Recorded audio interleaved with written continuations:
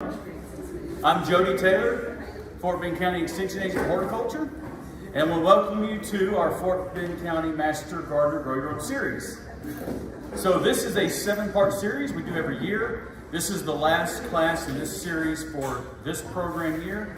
We'll start over the new program year in January 17th. It'll be a class related to garden planning. So look forward to that.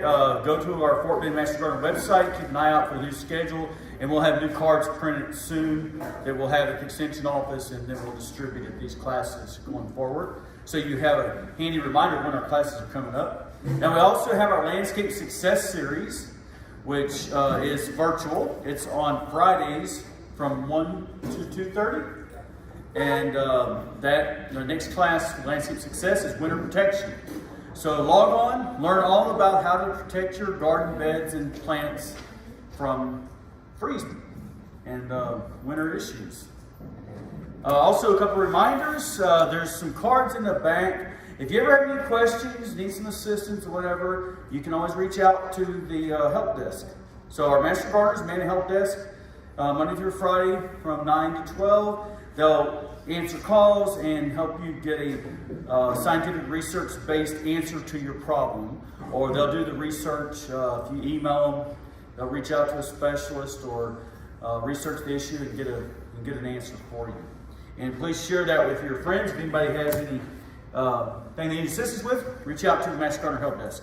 Also in the back there are some garden planting guides. So this is specific to Fort Bend County. This tells you what you can plant when for vegetable gardening. So if you're not familiar with it, you can also find it on the Fort Bend Master Gardener website, and there's some copies printed in the back. All right, so without further ado, I'd like to introduce our speakers today. So today's topic is cool season vegetables and herbs. So obviously we're going to start thinking about resetting our garden beds and getting them ready for fall planting. Grow some brassicas, some broccoli, cabbage maybe. So Lauren Martin and Steve Hicks are going to tell us all about that. And Lauren has been a member of the Fort Bend Master Gardener since 2006, serving as the organization's vegetable specialist since 2016.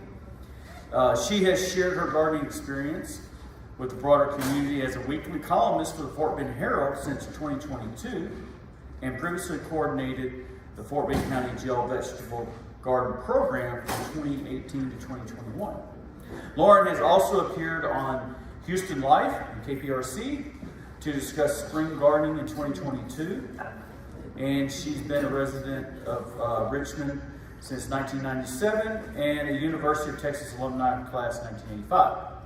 Lauren brings decades of experience and passion to every garden she touches.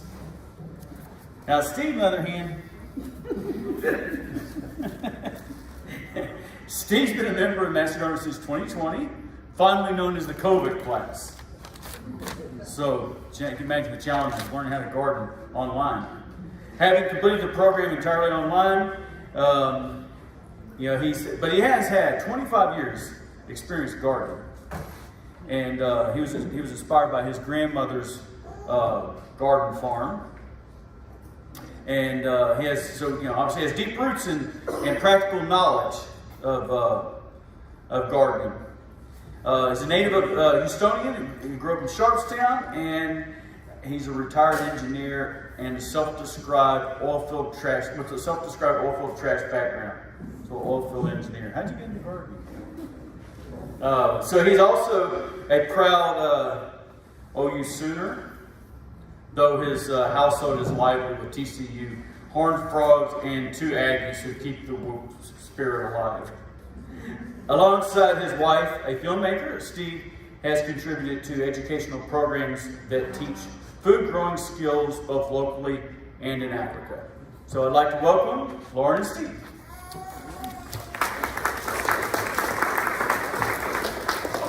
I don't know about that. So let's, obviously I'm Steve, that's one. Let's start, how many people, let's go to 1 to 4. 1, you've never grown a thing, and 4, you're pretty much expert, experienced gardener. How many 4s do we have? 3s?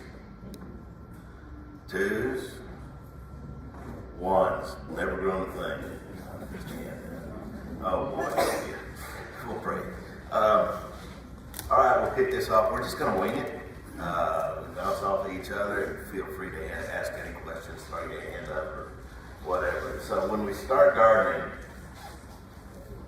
let me just go a little bit. We're going to go over some whats and whens and wheres and planting considerations, and then we're going to get into what to plant. How many are more interested in how to plant and where to plant? Okay, and then what to plant? Oh boy. Okay, well, we'll try to even it all out. So we're looking at late season warm crops, cool crops, and herbs. And the question that you have to ask yourself is, why are we doing this? Because the first thing you got to ask, who's going to do the work? You know, my wife likes to put in about a 10,000 square foot garden, but that's too much work for me. I'm not doing it. So if you're going to put it in, consider who's going to do the work, how you're going to get the work done. You know, is it just one? How many people you're going to feed? You feeding one? You feeding six? You taking donations out to the food bank? So you know, what's your purpose? Grow what you like to eat. I mean, you know, you can go buy a 6-pack of cabbages and we eat 2 a year. How do we preserve it? Do you want to preserve it? There's lots of ways to do that, classes on that, and then how much space is available.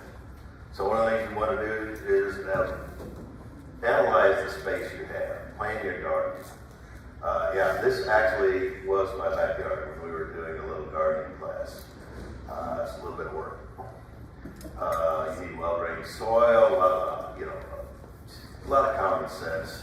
Don't go to the septic area. Don't get in your sprinkler fields.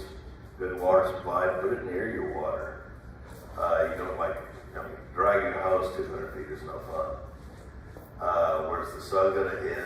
You know, and you know, there you can do little boxes. Oops. You can do little boxes, big boxes, raised beds. This one took a tractor. So, you know, what are your tools? How much time do you have? Where are you going to be? Good. Is anybody here, do you already have a garden in place? Your boxes and stuff like that? Okay, because that is goal number one, was to set up the soil. And then for those whose hands I didn't see, you want to kind of keep these boxes about no wider than 4 feet, except if unless you're farming, obviously. Reason for that is that it's a general measurement when you hit both sides of your bed that you can reach without stepping and compacting the soil. Does that make sense? Okay, Steve. Yeah, that's a little big, but these are 4. I think these are 3-footers, 3 or 4 footers, and nice and long. Also, you do something. You know, you can buy 10-foot, 12-foot boards. You know, make it a length where you don't have to cut the board. Simple little things. You want to talk about it? Organic gardening. Okay, so first thing you always hear from master gardeners: take a soil test. Get your soil tested. Take a sample, because you really need to know what's in the ground and what you need. So there's links to this. Those will all be posted. Consider adding compost, 1 to 2 inches. Incorporate that into the soil. And there's different soil amendments. There's lime to raise the pH, sulfur to lower, gypsum, wood ashes, others. So when you send in the soil sample, and you just, I'm not going to get into all the details because we have classes on this whole thing. But a quick is, there's the link to show you how to test, you know, how to catch your samples, how to do it. Call the Aggies, they'll tell you how to do it. But there's 100 videos out there of catching soil samples and sending them in. It's a nominal cost to send them in. And then once you get your soil test, you'll get a recommendation that looks something like this. And generally you're going to find in Fort Bend County, everything's pretty normal, or I think this may even be one of mine. And everything's going to come out okay, but they're always going to want nitrogen. Unless you're my friend Bill, who puts down too much nitrogen all the time. Any questions or anything? You can get into all the additives, what you need to add, what you need to do. There's plenty of resources online. Like I said, I spent 30 minutes on that. Mulching. I'm sorry, go ahead. You have a question? So if you're doing a raised bed and you get the soil from like Home Depot or something like Right. that, is it already prepared? If you get a soil mix, is it already prepared? Yeah, you just have to ask and look. Generally, if it says gardening soil, Yeah, we're good to go. you're good to go. Sometimes you can even thin it out a little bit with a tiller. Okay. We really like adding lots of organics. Okay. You know, but yeah, generally, I think most of these superstores and whatnot, it can be good to go. I'd like to add something on the soil, because that's the start, that's what's setting you up for success. We can't go into a whole lot of detail on that today, because that is a class on its own. But since I do a lot of work with health does, if you're gonna do topsoil, which is basically great for filling holes, do not make your whole garden out of topsoil. You're gonna have to add the compost and a lot more fertilizers and stuff like that. Because it doesn't have a lot of nutrients in it. And then as Steve was saying about the nitrogen, do what's said if you do a soil test, or monitor that somehow, because if you choose to go overboard on that, you are going to have a luscious leaves and whatever type of plants you plant, but you're not going to have any fruit. Because it will spend all of that nutrients in making the leaves. Oh, Yeah. that's what happened. So just set yourself up for success with the right type of soil, whether you blend it yourself or you go garden soil. Do not do potting soil. Potting soil has more thickness in it, more other amendments that hold the water. When you're on top of soil and adding good soil for your garden, it'll drain pretty good. But just not. You need to amend it if you're using the soil out of the Portland area ground, because it's got a lot of clay in it. Okay. Yeah, so what I'm referring to is a good garden mix. Yeah, okay. Not just the topsoil. Mulch, yeah, so soil is definitely the most important thing. You got to start with a good foundation. And then next is the mulch. Unless you just like watering a lot and picking weeds.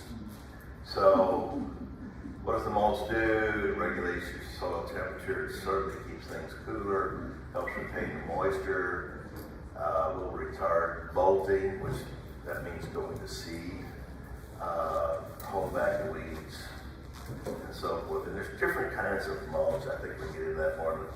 This is where I put hay down. We bought big old round bales and just threw down about 6 inches of hay. But if you're going to do that, make sure it's good, clean hay without seeds that hasn't been sprayed with herbicides. So that's kind of, it's going to be good, clean horse hay. You need to talk to the farmer before you do that. Pine needles, leaves, you know, I got 50 pecan trees, so I blow all my leaves into piles and recycle. And now I'm getting into what I'm just talking about, the types of mulch. This is plastic mulch that the big farmers use. I don't recommend it. It's a pain because you got to get it up, you got to get it back out of there, and it's a lot of work. I don't consider it to be worth it. Use your newspaper. Use your Amazon boxes. Cut those up, put them down, and put more mulch on top of it. Like I said, leaves, pine needles, cotton burr. We used to get a lot of compost, a lot of cotton seed hulls here. I'm not sure they still have those sources. Rice hulls as well, and of course hay. I'm not real big on mulch. The bark mulches in the vegetable garden, primarily because they're a little hotter and they're slower to decompose. It actually can rob you of nitrogen. Cover crops. So when you're not, I know Jody put a bunch of sun hemp out this year where he wasn't growing. What does it do? You use it to block out the weeds. It's when you're resting or just not growing anything or just want to, I don't want to plant on it. Add organic material to your soil. Yeah, so what happens is it adds organic material to the soil. The roots help loosen up the soil. Here, I think I've got some blackberries, but I'm not growing anything here. So this is actually well, wait, that's sun hemp. Oh, this is buckwheat, and the bees love it. So we also call this a green manure. And you can see legumes work really well. Clover, beans, peas. Beans and peas work great. Also, you can plant some ryegrass, oats, etc., and so forth. You can just Google it, but it does help. It does help amend the soil. Used to have sound on this. Oh well. Then talk about water sources. Where are you going to get your water? Like I said, you don't want to be dragging that water hose 100 feet out there. So what are your water sources? Rain barrels, hose-in sprayers, sprinklers, drip irrigation. This is the Master Gardener's rain barrels that we installed. That's pretty high-end stuff there, but you can really do another class or two on rain barrels. There's all kinds of videos out there. We recently had a class on capturing rain and irrigation. Yeah, get with me if you have any questions. I can show you how to build a barrel really, really cheap. And it doesn't take a lot of wood. Oh, there's the thunder. Oh, we didn't put the microphone up to it. And then we talk about how much water. You need at least an inch of water each week from rain, but I'm going to say in this 100-degree heat, maybe a little bit more. Definitely. Water deeply. I talked to a guy one day, he said, well, we turn on the sprinkler for 10 minutes about 5 times a week, or 3 times a week. You're not watering anything. You're just watering the top and keeping the top moist. I told the guy, I said, well, I did the calculations that I already get here, and said, well, you need to be watering that drip irrigation for 6 hours. He goes, oh, that'd be a lot of water. And I'm like, yeah, it would be. That's the whole idea, is get some water deep. And of course, new seedlings and new plant transplants, you need water every day for a week or 2 or 3, just depending on the temperature outside, the weather. Any questions so far? Here's a picture of some drip irrigation. We like it because it's so efficient and it's easy to do. Here's where I use, when we were doing the large garden, I use drip tape. So these are like 70-foot rows, and this is drip tape, and there's a hole every foot.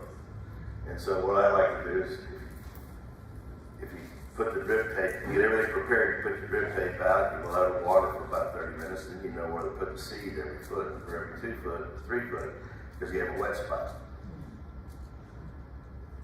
And then this is the most important slide, as Joey referred to this earlier. Again, we'll post these links, but we depend on this a lot. And of course, the green is good, the red is marginal planting.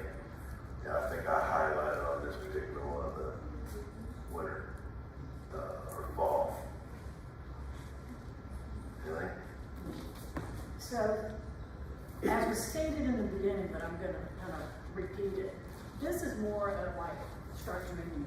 Because you're not, if you need to build a bed or get your soil test done, that's about a 2-week turnaround. It's about $12. But most of think of fall as primarily your root vegetables and a lot of your leafy greens. But so that's why this is important. Don't go home and start planting. What you're growing now will continue growing unless you've got, for instance, determinate tomatoes. They've already done their thing. But if you've got okra, eggplant, that all can keep going. But when you want to start thinking about your fall garden, come September. We're not saying 100-degree weather, and the temperature's going to start going down. I personally think fall's the best time to plant. Less bugs, less weeds, and the weeds aren't growing as strong, but you're mulching, so that's helping to prevent that. I thought I saw a hand go up. Okay, never mind. Absolutely. No, do mind, but. Absolutely. I love the fall. I'd much rather do the fall because it's plants. I have a question. Go ahead. So in regards to the drip irrigation, I don't know if you've seen where they sell, you could do it for 5 minutes, every 12 hours, or 15 or 30. How long do you recommend those to be put on? You know the best way to test that? Because I'm gonna give you the idea of why you wanna do an inch or more. Put a tuna can, cat can, something that's got a 1 inch edge on it. Yeah. Of course, the smaller it is, the better, but that'll give you an idea. Set the timer and see how long it takes for 1 inch to set up. Okay. Now, the reason why you don't wanna do like, So that's on a sprinkler. or that's a sprinkler, or, No. I mean, I've done it on my soaker hoses. Okay. I mean, I've got a small garden. Okay. The drip is better because the soaker hose is soaking all the way, whether there's a Right. plant there or not. But you want to do the deep watering because, and the same applies to your lawn, so that the roots go deep. An inch of water will go about 4 inches in Fort Bend County soil. So you don't want to water often for a short period of time, as Steve said, because it keeps the roots right at the top. You want to go down so that your lawn stays healthy, it doesn't, or your garden, so it doesn't set itself up for invasion of either viruses, fungus, or, bugs. Lauren, I'd like to say that also another simple method to determine if you're, especially like in a raised bed, determine if you're irrigating enough. Like you said, you buy one of those little controllers, you hook up to the spigot, and you set it for, an hour to come on every day. And then you go out there, that's what I do. I have it set, it comes on in the morning, and it runs for a while, and I go out there at noon, and I just kind of scrape the mulch or whatever I have on top back a little bit, and I stick my finger in there as deep as I can. And if it's dry at noon, I didn't water enough. Or maybe I need to set it where it waters twice a day. So good indication is just kind of feel, or you can even just get a little trial, scoop up a little bit and see if it's just really dry, then maybe you need to water longer or a little more frequently. Or for $20 you can buy a moisture meter. There you go. Yeah, that's okay. Go ahead, where were we? This, Yeah, so just pay attention to the dates because we plant some kale right now. It'll be crispy by the time it's a good time to grow. And some of these cool season vegetables, especially, I'm going to say broccolis, but what that is broccoli, cauliflower. Can't think of it right now. They actually taste better with a little frost on it. Yes. So there's a reason. It's just later for us down here. We can grow summer vegetables for a really long time. I think I planted my broccoli too early and it never had it because it got too hot, it got too big. And I wasn't the only one that had a problem. We never really figured out for sure, but yeah, he can help things grow, but also can come in too soon. Now, if you're a real nerd, don't even try to read this. Early on in my days, a few years ago, I put together all kinds of spreadsheets on what day, hours, moon phase, what the plant went and where. Again, a big thing I want to do here, the objective is to give you resources. Master Gardeners is all about finding the right resources. So a couple of the resources you can use is this is Texas AgriLife. We're part of Texas AgriLife. We're going to do what they say we can say. But anyway, here's a great link, and every single one of these vegetables has a whole section of explanation of what to do, where to do it, how to do it. Now you can go home because you know where to go look it up. And then Fort Bend County has its own site, and this is a great tool right here, and it does something similar. Here's an example, what you're going to get on Brussels sprouts, and it's specifically for Fort Bend County. So take note of these two, and I use them all the time. Take a picture if you feel like. Yeah, anybody? Yes, ma'am. Is there a big difference between Fort Bend and like Harris or maybe other areas as far as vegetable growing? Now, Fort Bend and Harris, that's fine, but I wouldn't go very far north. I'll get to the growing zones are here in a second. No, I use Harris County all the time. You have something? And then rotate your crops. This is an old slide from previous folks, but you'll see these resources online. But don't plant tomatoes in the same spot every year. I think that's a lot of stuff is common sense to us, but your fruits, your leaves, your roots, your legumes, again, rotate every year. I'm Any just questions on curious, as an example of what Steve said, has anybody grown zucchini one season Yes. was great and the next season, like the flowers came out and then it died? Yes. Okay. There's a moth that comes in at night, so you'll never see it, lays its egg, and it comes out. So you sit there and you've got the blossoms, which are usually the male blossoms first, and then it'll start to produce fruit, and then it goes to hell in a handbasket. That's planting zucchini in the same spot. Because that moth has come in and laid its egg, it's like, oh, this is what my babies need. Let's plant it. Oh, she planted it again. Let's lay the eggs there. So that's where this rotation comes in. I've experienced that, and I planted it in the same place again. So I had to stop doing that for a couple of growing seasons. But anyway, yeah, that's a real issue. With the tomatoes, like Steve said, it's going to be nematodes, which are going to kill the roots of the tomato. So I actually laid off a year on the squash. If you have that problem, you may have to. And it's just another picture of how to rotate. Any questions on rotation? Okay, we're here today at Caldwell Nursery in Fleet, Texas. These are some old slides with Boone talking. See, That was the previous county agent. I don't know if we've got a it's new been done. rack seed. And we're not gonna listen to it, but this will, I think this will be posted out there to be able to That's see what it. you wanna look for. I don't know Don't how buy to old stop vegetables. Stop that. 3 years old, Uh, germination. Anyway, so it's all about selecting seeds, so we're talking We're about not gonna seeds get a second. just this one You plant. turn the volume down. Other thing is. Yeah, nobody wants to hear Boone. These are the, Locally these are owned, the, family we talked for business, 3 or 4 minutes ago on this time. They're gonna have You wanna make varieties on the sure shelf that, of course, that are proven we like to go to to grow local healthy. nurseries. If you go to one of the box stores, And we like to make sure that we're buying fresh seeds, or local may nurseries, not some of the find feed stores, varieties are great that are sources. proven You to do go to well the big box in our stores, area. but if you go to the So big what I box always stores, recommend is that make you sure look up you're the buying seed selections seeds from for our this chart. area. Print We'll those talk off a and little bring bit about those that with in you a when minute. you go to the nursery. But Very fresh cross seeds, compare with some of the varieties. seeds Try for to the find area, what you're looking for. timing, what else? The other thing is what's the difference That's the between big seed thing. and transplant. Okay, some things. No, I can't turn We've him got off. some lettuce, we've got I can't. some kale, The mouse isn't working. There's no to volume. get to cauliflower, this. etc. Slide it down. I can shut it up. Click on the next There we go. Thank you. Take care of that. So again, we talk more about seed sources and tips.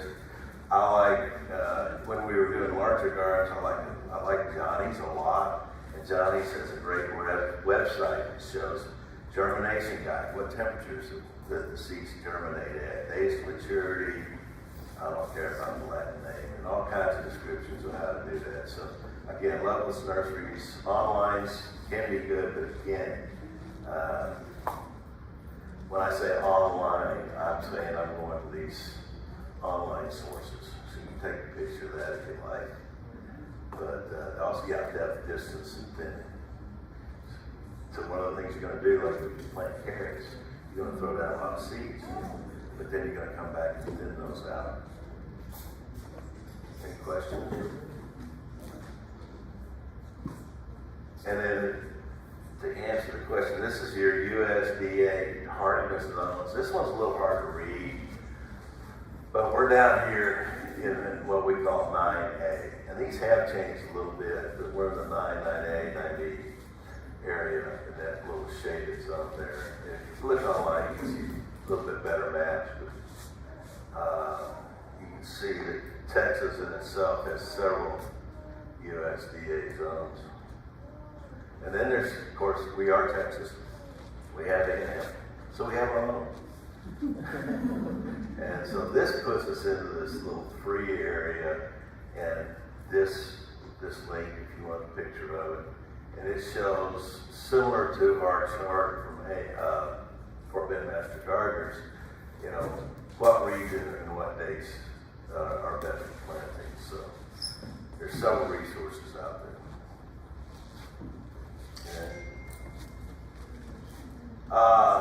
Okay, after seeds, we have transplants. We'll talk in a minute about what you want to seed and what you want to transplant. Local nurseries, Caldwell down the road, we like Enchanted Gardens. Does anybody out here have any recommendations or places they like? Feed stores sometimes. If I'm traveling, like if I'm going to Lake Somerville to fish, there's a feed store on the way. in the small, if you get it out to some of these smaller towns, the feed stores will have 6 packs and have a little bit better prices, pretty good prices. Oh, and of course we have our fall sale. And I don't even know the day of that. I guess that Jody can bring that up later. I don't know about getting them online. But the other thing here that Ben is showing is the roots. I guess when you look at the plants, you're buying the plants, you want to buy a good healthy plant, obviously from looking at the top. But also you can pull it out and look at this root system. You want a ball. You don't want it too tight. You don't want it so packed in there that it's been there too long. But you want to see a few roots, and you want it to be packed and stay together. If you pull it out, you get some little bitty plug. Because that's what they'll do. They'll start with a little bitty plug, like a 1-inch plug. And then when those get mature, they'll transplant them into 4-inch pots. So you want to just, I guess the main thing is look at it and see if you've got a nice, healthy looking plant, firm root system, good and moist.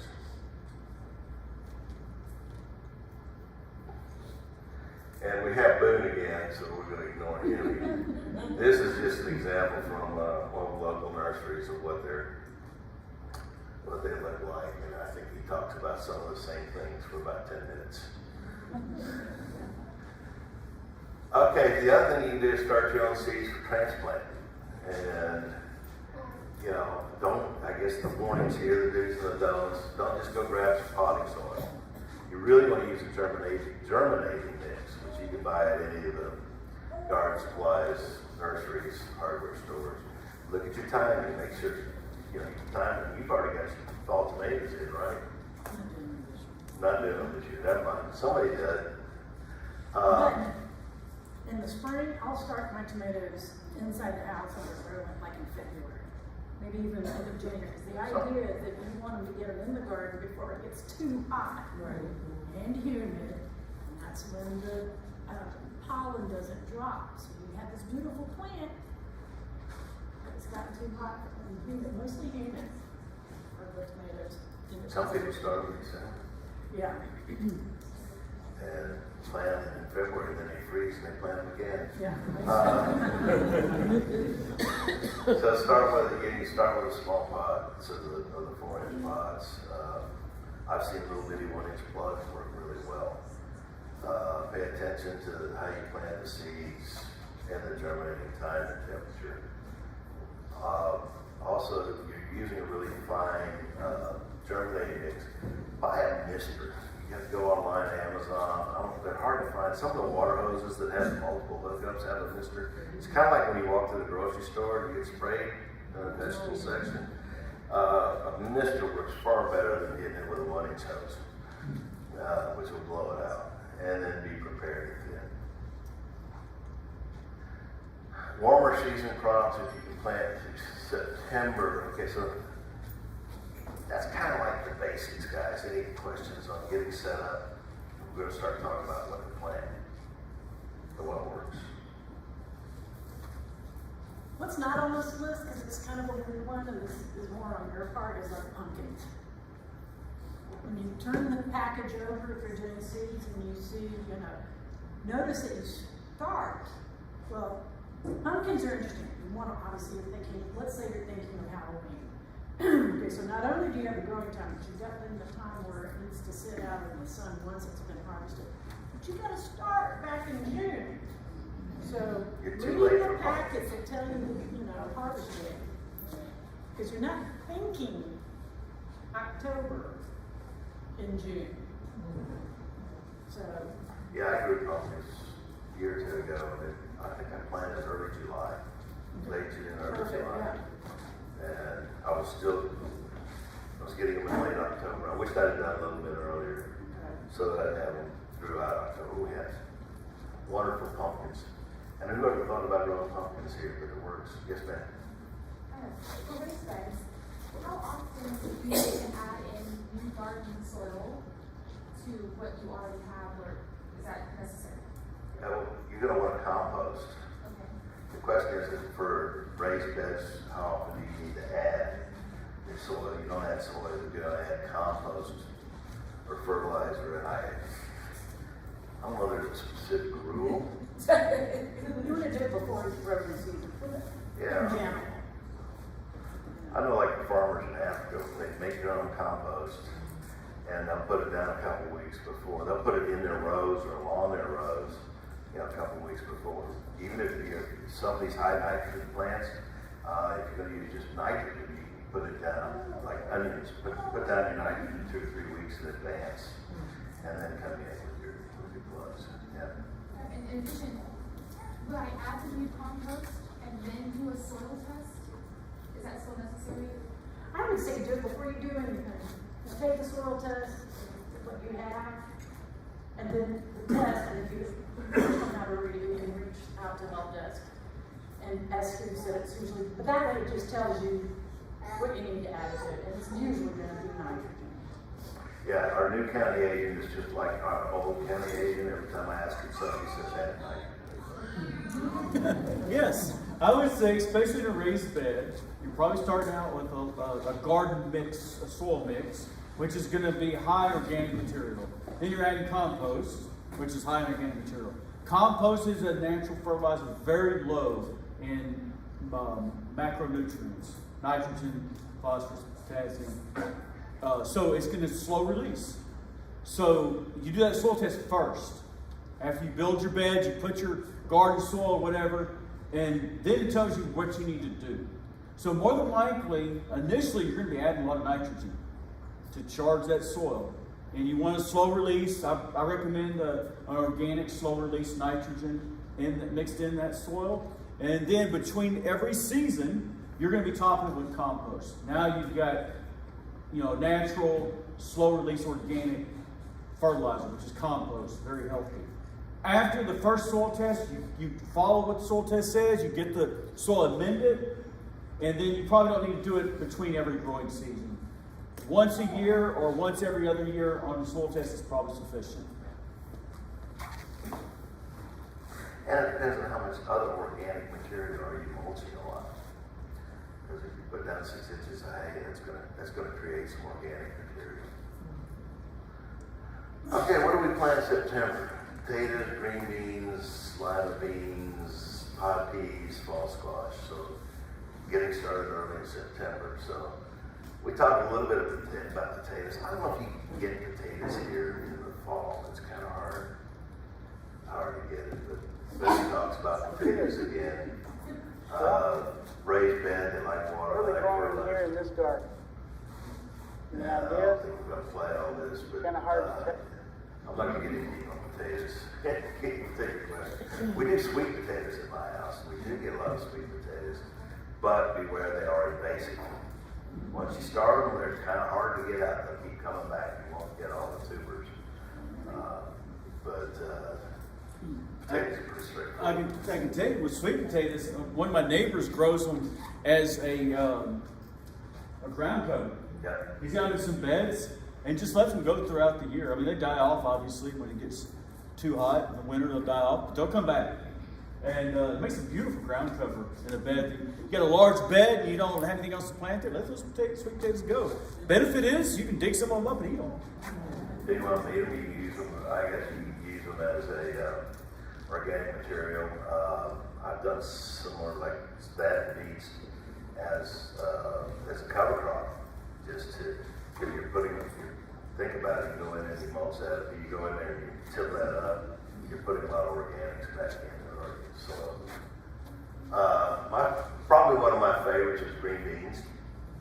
Plant them in September. I like to plant them like every couple of weeks. So you have somewhat of a crop rotation. Same, you're always going to see moderately fertile soil, water them, yes, of course. Of course, harvesting them when they got intended. But the great thing about fall green beans is they can actually last longer than spring green beans because I don't know what I used to say is that try fresh green beans in your green bean casserole on Thanksgiving, and you won't go back to canned. Anyway, we love the fall green beans because they'll last until the freeze. Lima, butter beans, same thing. Bush type, go with the bush type, moderately fertile soil. You're going to seed all these beans you seed. Root crops you're going to seed. Your brassicas, some people see, for the most part, most people will use transplants. And I think that may be covered over there. Fall squash does great. Planted in September, and you can see we got a few on the table here. So one of the things about this talk is what colors work. What kind of squash do you want? And here's some of the squashes. And again, these are all seeds. Scallop squash, all these, take a picture of this. We'll get this out later. But these are the prolific ones. And what I'm looking at here, I think the engineer needed a sort on days to harvest. So take a look, because once it freezes, you're not going to get any of these, right? Once it gets too cool, they're going to slow down. So these are something I think you can plant when it's a little bit warmer in September and get a good crop. Any questions on squash? I used to read off all these, and I'm not going to do that today. Why are we back on edible pod peas? Well, we are. Again, late September, you grow these on the trellis. Like everything else, moderately fertile soil. Again, they need something to grow on. And I don't know, any questions on edible pod peas? One of my much misaligned vegetables is actually fruit, and it's strawberries. And I just throw this in because I like strawberries. We plant a lot of strawberries. We planted as many as 300 strawberry plants. And had frozen strawberries for morning grain for a year or two. But you need to plant them in November, December. I generally get the rootstock online. You need well-drained raised beds. They like a lower pH. You can work with higher pHs with some appropriate additives. North-south orientation. And AgriLife at this link has 44 pages of how to grow strawberry. And I know it's not a vegetable. There's my grandson. And there's nothing more fun than putting the little ones out there to pick strawberries. Hopefully they get the red ones.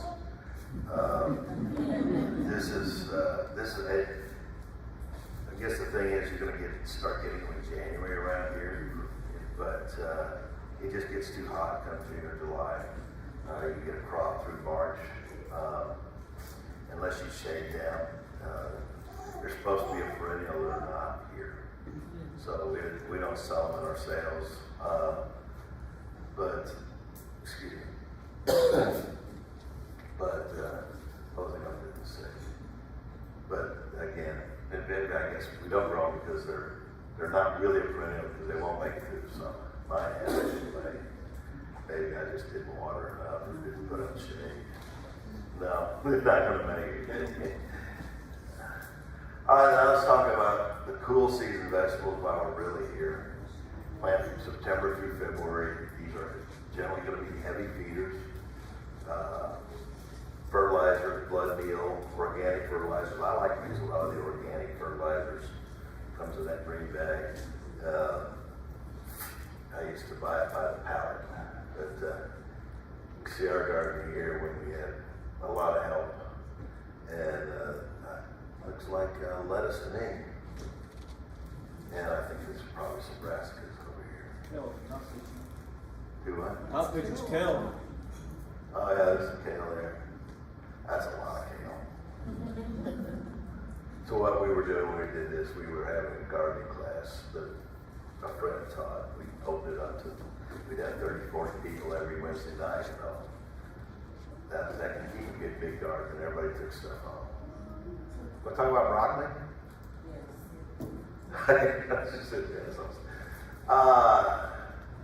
I know people that direct seed, I never have.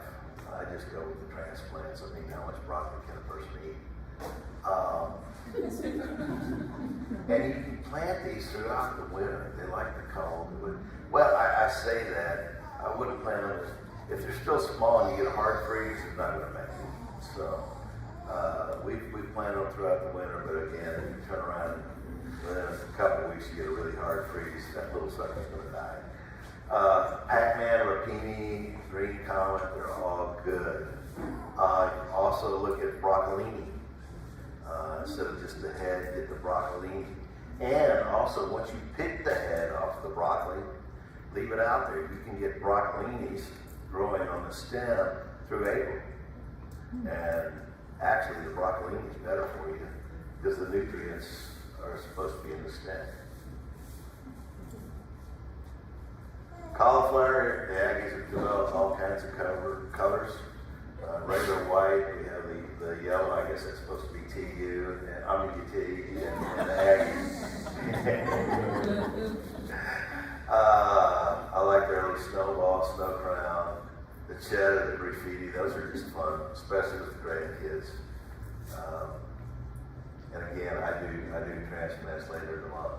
And the one thing about broccoli is I have had it get too hot. And I talked to other gardeners, it's been years, but a few years ago, it just never had it.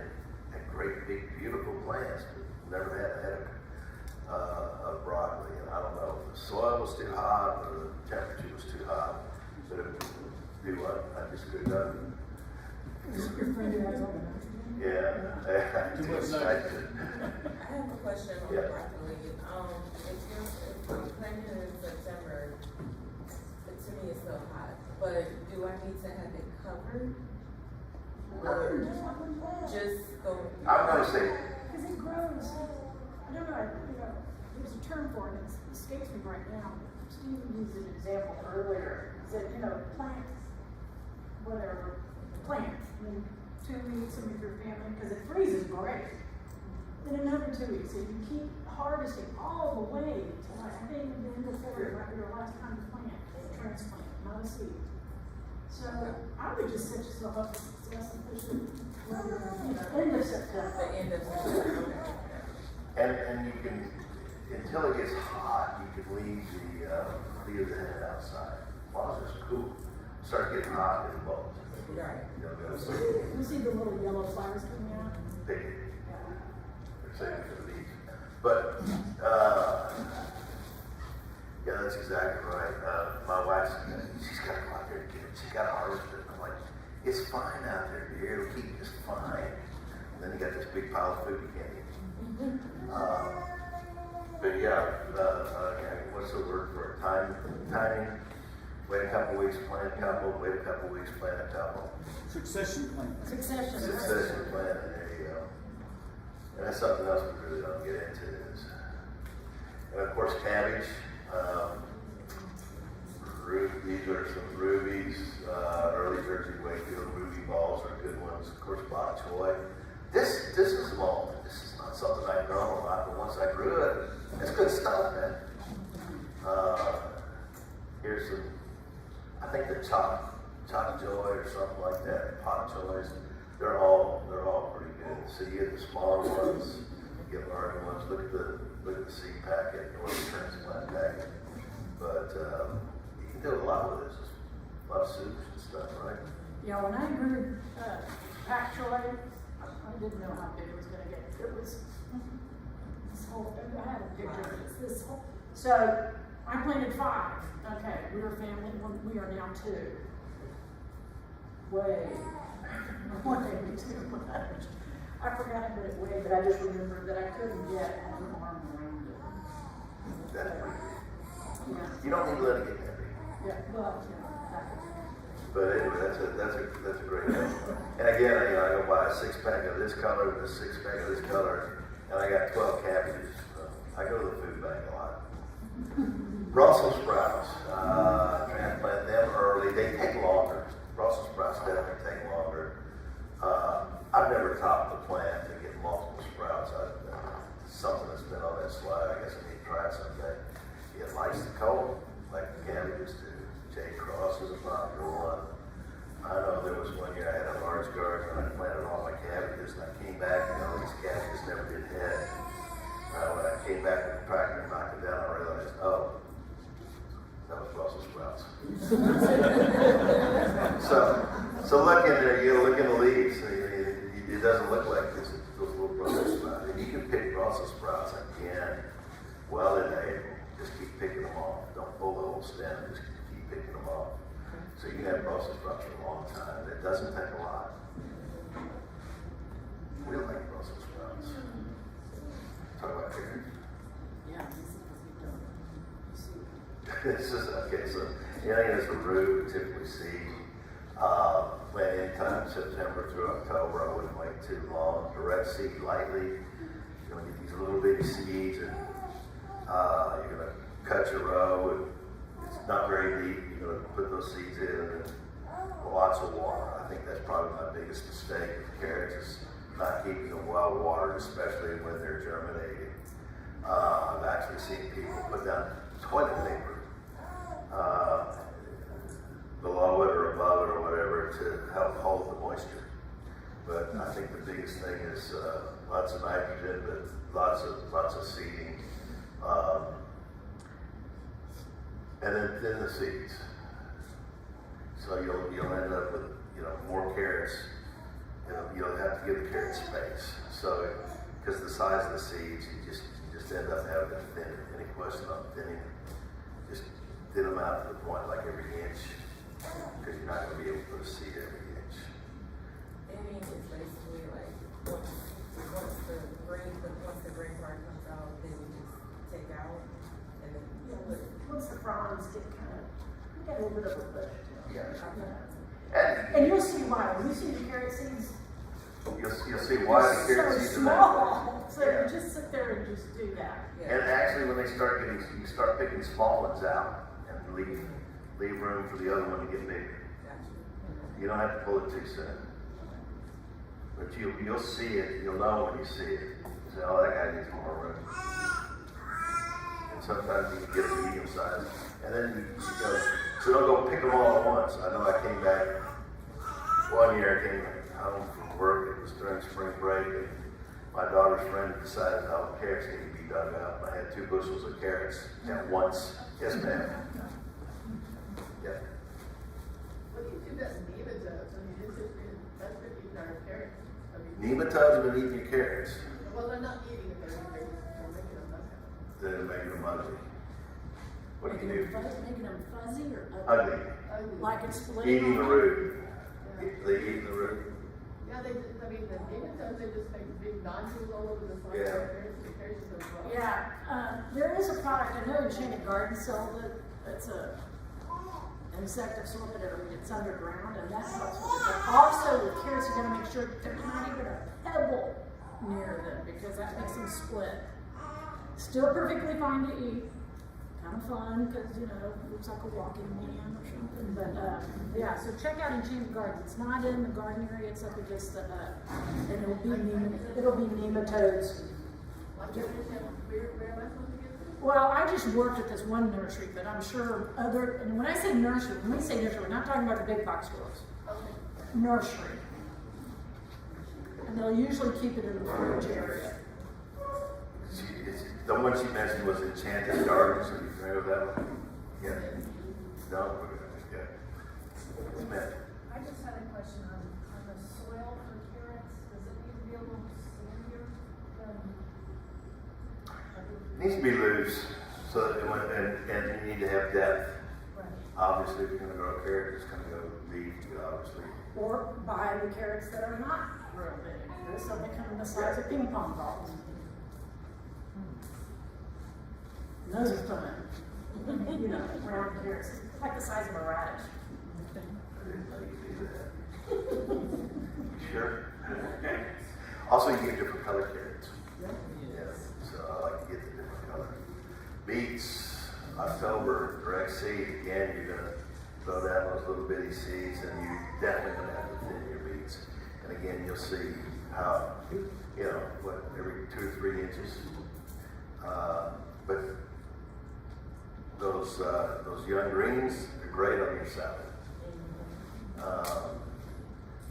The other thing is, I don't know if a lot of people know this, that one little beet seed, it's got several seeds inside of it. So you got no choice. You have to thin. What is it, like 6 or 8 seeds inside of that little pod, that beet seed. So eat the greens, and these are some of the favorite colors: Detroit red, ruby green. Just about, all these work. You're probably hearing just as a generalization, anything that's an underground growing, you're not gonna see them in your nurseries. They have to be seeded. Like, you're not gonna find a 4-inch pack of a carrot in it because it can damage the root, which is the food, which is the vegetable that you eat. So, does that make sense to everybody what I'm saying? No questions on these. Lettuce, this is a lady that came out and garden, a friend that came out and gardened with us. We just opened up the garden with friends. She's 70 years old, and that's the first plant she'd ever grown.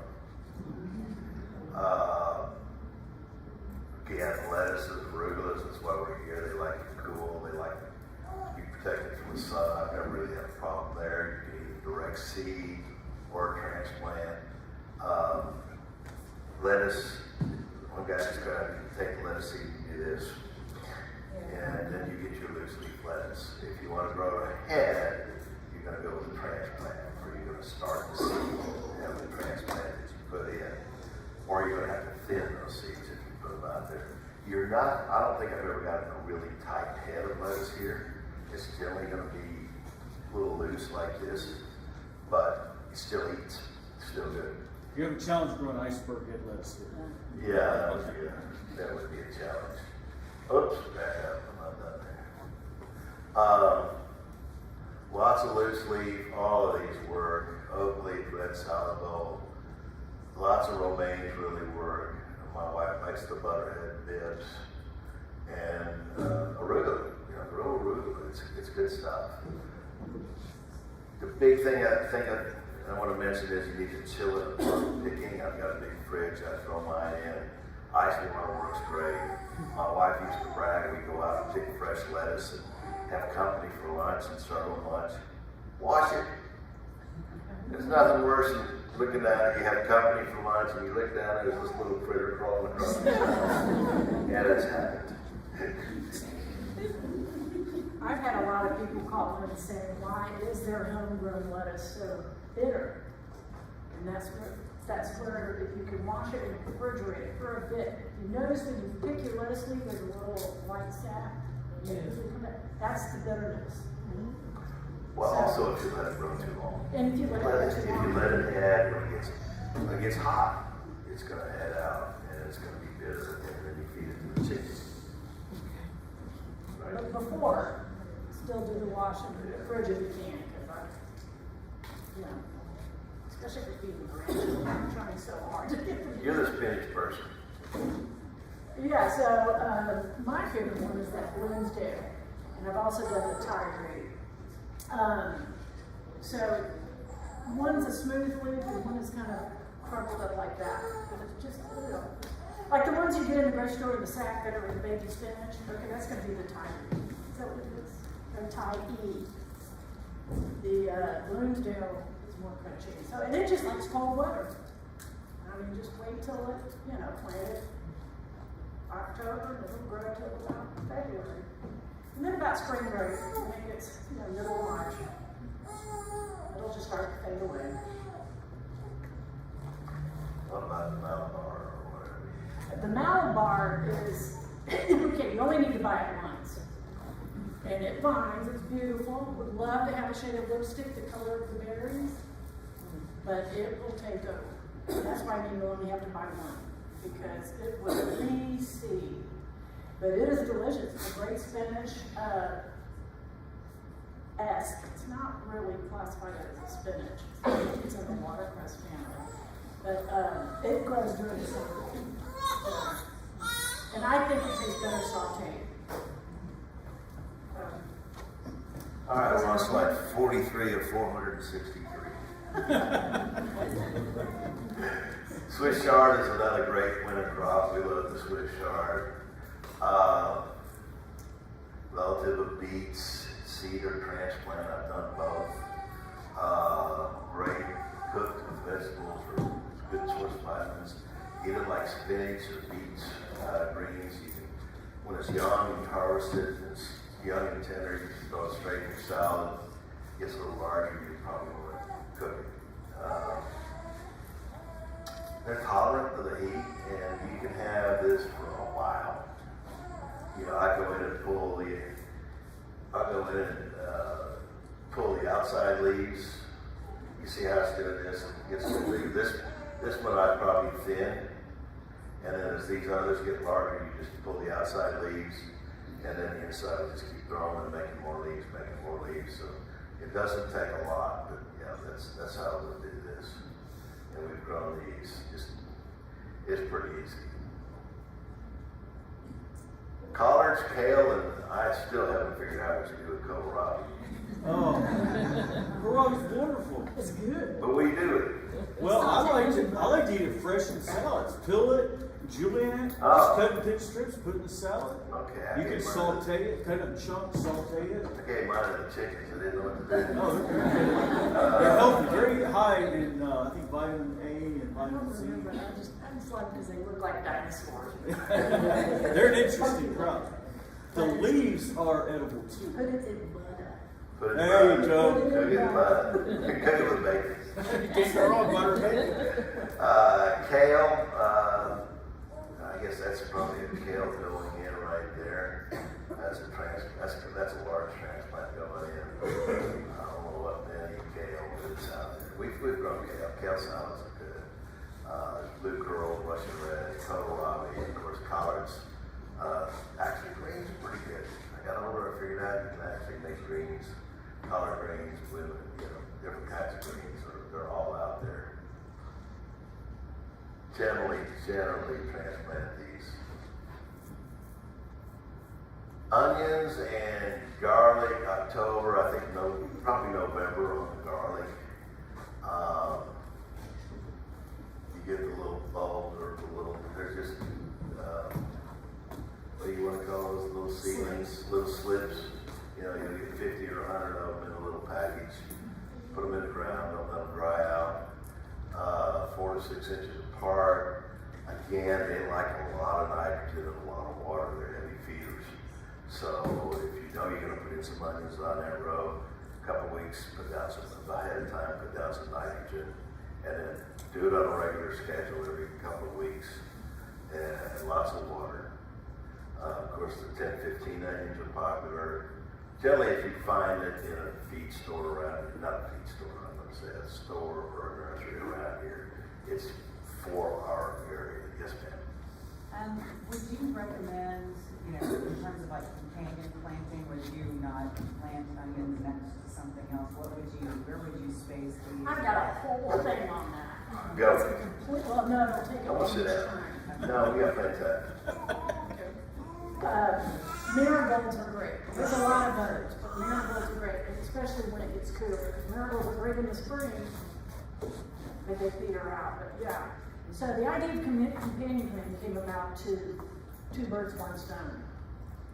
Back in the day, 1500s, whatever, it was to also grow flowers, and that's how it came about. Because they found out certain flowers work for certain things, help with the insects. Marigolds are generally across the board on just about anything. There are a few exceptions. So back over here when I'm sure we went library next month. That's something we really don't talk about here, but the big garden I have, we'll have 3 foot, we'll have 3 foot rows, and then trying to think of what we've done. Like we've done carrots down the side and had squash in the middle. And after the squash was gone, the carrots came up. So yes, we don't really cover that in this class, but there's lots of courses online, and what goes with what. I don't have that. I used to know some of that, but I don't really have that off the top of my head. The general thing on companion planting is look back in your recipes. What do you usually see with tomatoes? Basil. Basil. What do you usually see with carrots? Bacon. Or what do you see with cucumber? Bacon. Okay, the answer is dill. So those are natural plants that help each other, but the dill and the basil more helping the vegetables. So kind of start thinking about the things and the spices that you put in. Those are usually really great together. Lettuces down the size of your tomatoes. Yeah. So it's when you're companion planting, you're planting plants that like each other, that have similar nitrogen demands.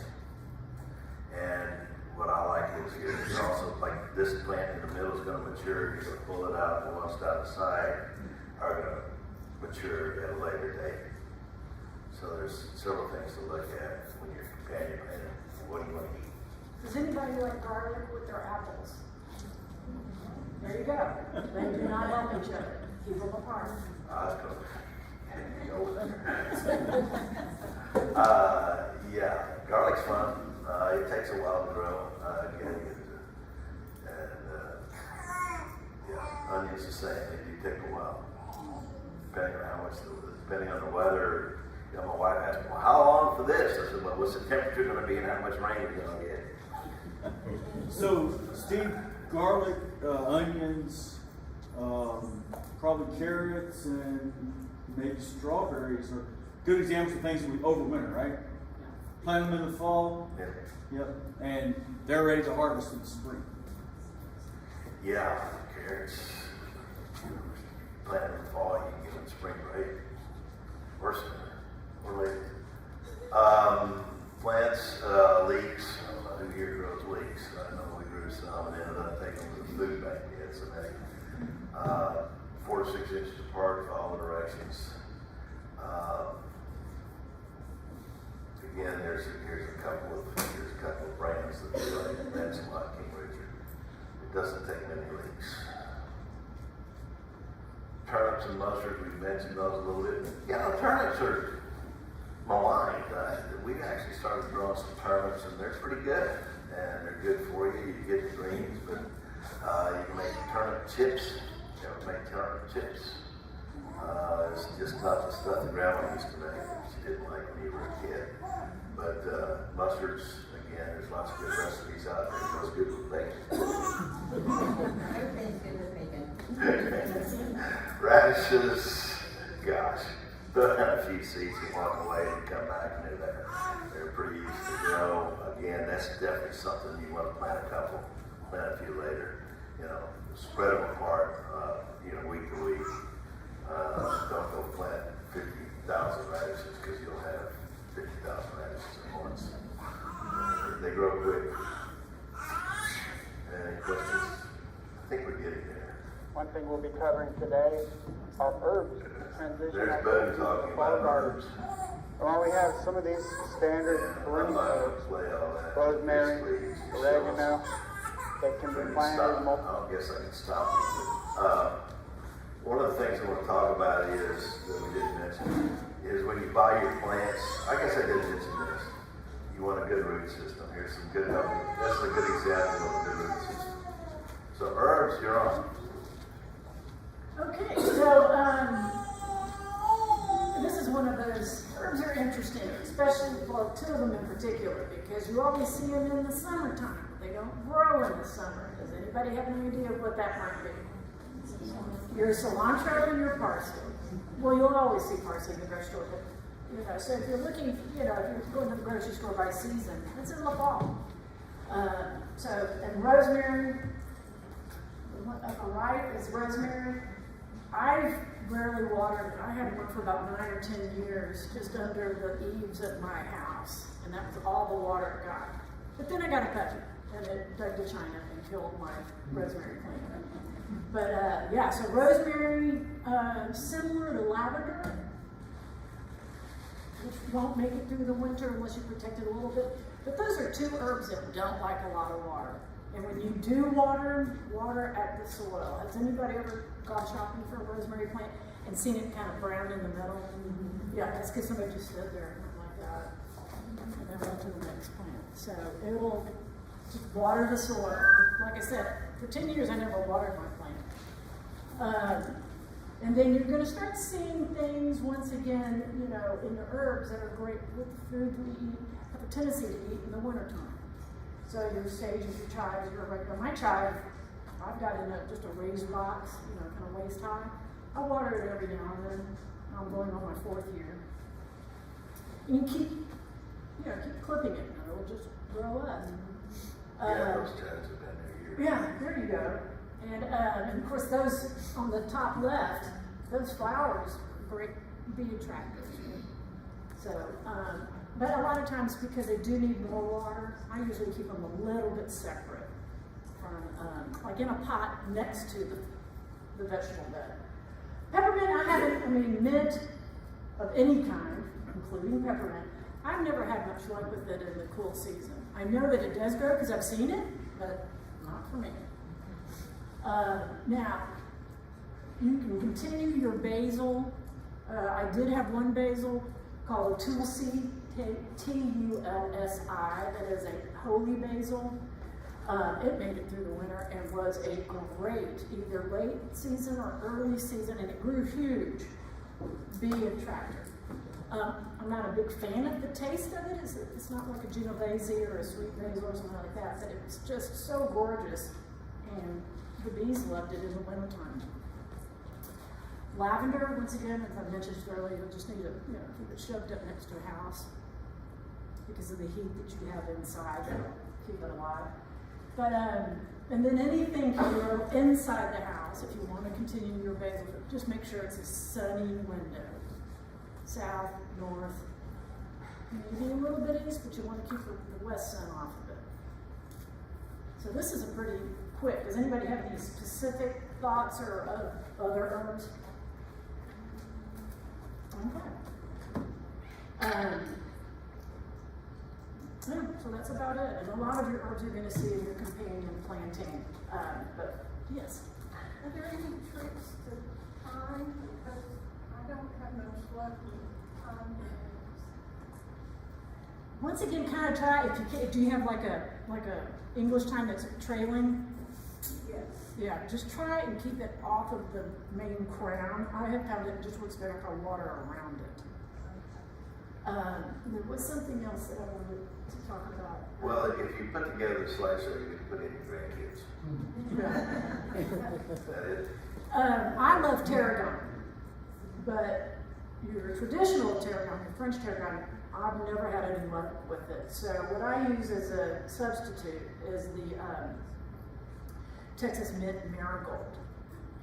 That grows great in the summertime, spring, summer, early fall. I mean, it doesn't do the cold weather, but it has the pretty little yellow flowers, and to me it tastes almost just like. Well, I really don't know what French tarragon tastes like because I've never had any luck, so I use my Mexican mint. I think that's me and my earrings. Okay, so that's it. That's it, folks. So here's some more resources.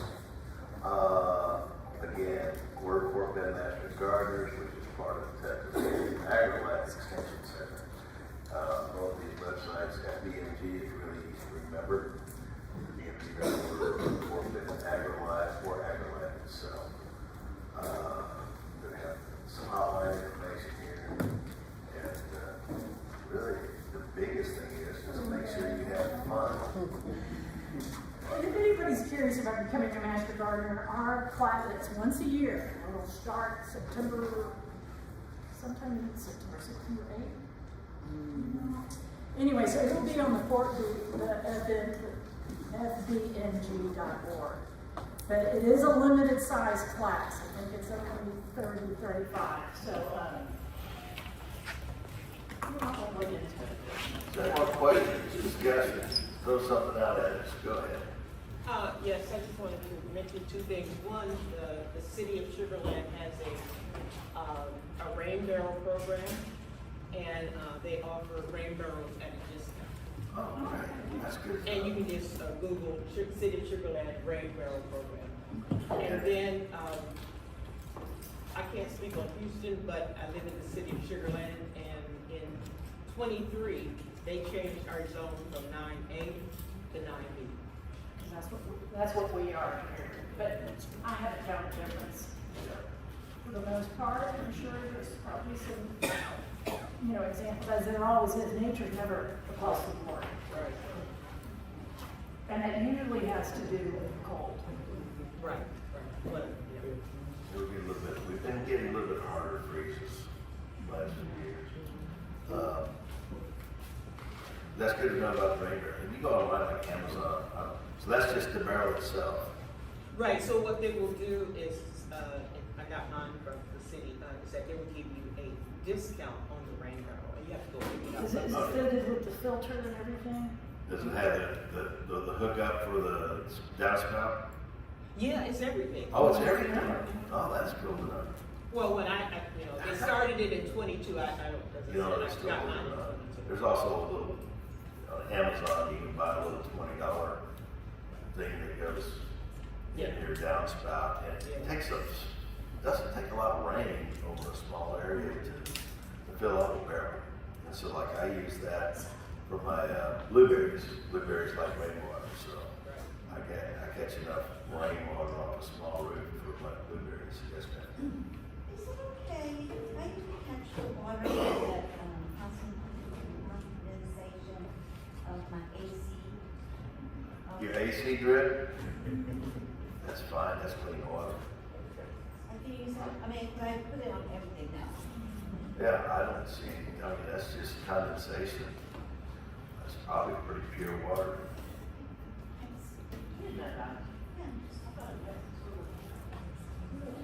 The back. Yes.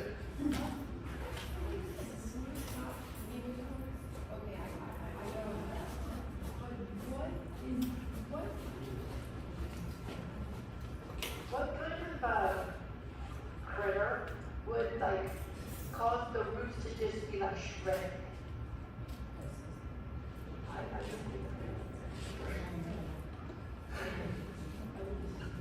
What kind of Because I shredded root? yeah, because I had like a dill and what was the other? Oh, okay.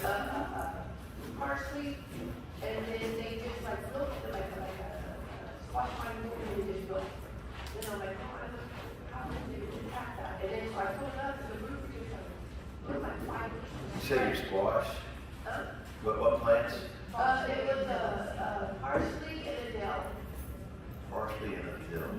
And then I had a pod which has a collar in it. I don't know. Off the top of my head.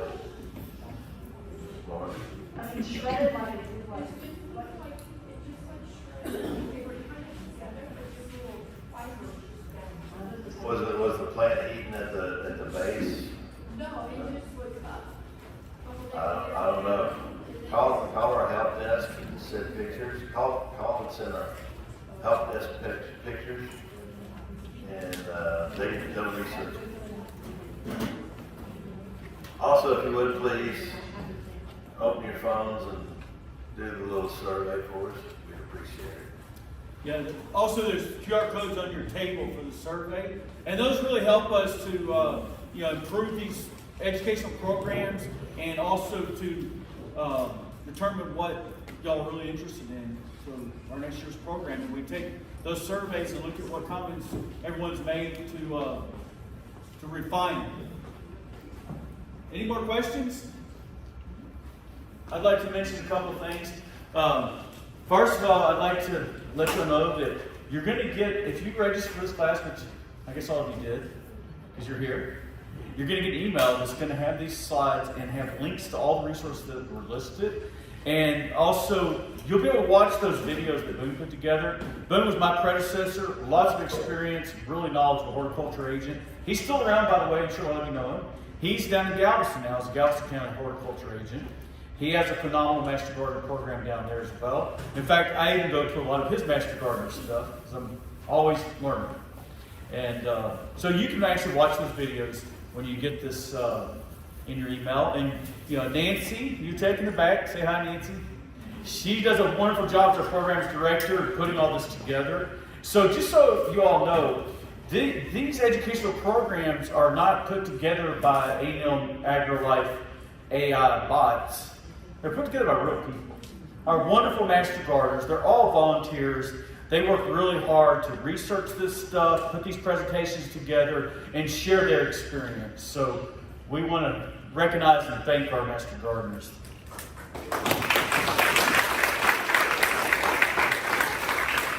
Couple more quick announcements. We do have our fall vegetable and herb sale coming up. That's in October.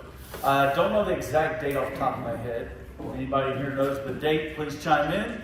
But you'll see on the Fort Wayne Master Gardener website soon, you'll see the dates being announced. So you can come and buy a lot of these plants that we talked about that are ready to put in the ground. And October 11th. October 11th. So that's on a Saturday. We usually do it in here. We'll have, you know, all this tables with all the plants lined up in here. And they're really, I've been very impressed the last couple of years that I've been involved with this organization.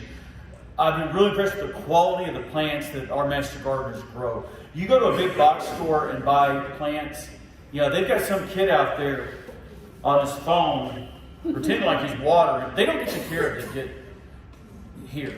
Because all of our volunteer master gardeners are going in, you know, weekly and checking those plants and making sure that they're watered and fertilized and they're healthy.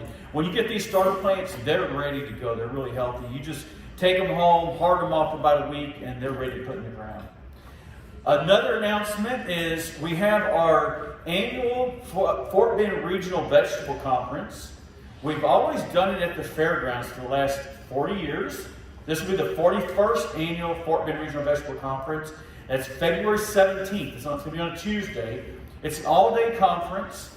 Well, this year we're going to have it at the Epicenter. Yes, it's going to be wonderful. And we're going to have multiple tracks. We're going to have 5 different educational tracks. So it's going to be like 20 different presentations going on throughout the day.